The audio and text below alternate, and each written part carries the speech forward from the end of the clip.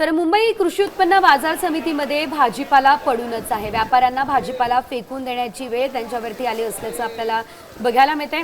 कृषी उत्पन्न बाजार समितीमध्ये 527 गाड्यांची आवक सुद्धा झाली असल्याचं आपल्याला पाहायला मिळते। गिराईक पाठ फिरवताय, त्यामुळे मुंबई कृषी उत्पन्न बाजार समितीला भाजीपाला पडू नये, त्यामुळे व्यापाऱ्यांचं आणि शेतकऱ्यांचं मोठं नुकसान झालेलं आहे। मुंबई कृषी उत्पन्न बाजार समितीतला माल फेकून देण्याची वेळ आली आहे। याचाच आढावा आमचे प्रतिनिधी विकास मिरगणे यांनी मुंबई कृषी उत्पन्न बाजार समितीतून घेतला। पाहू।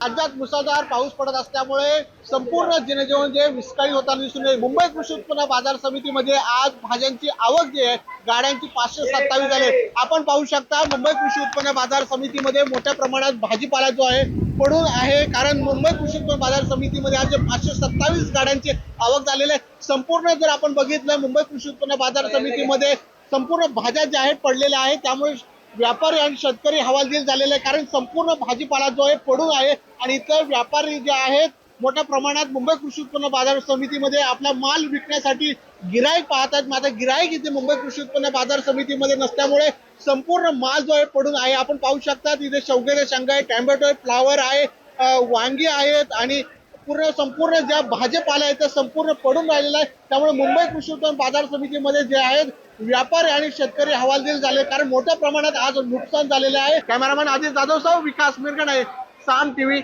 नवी मुंबई।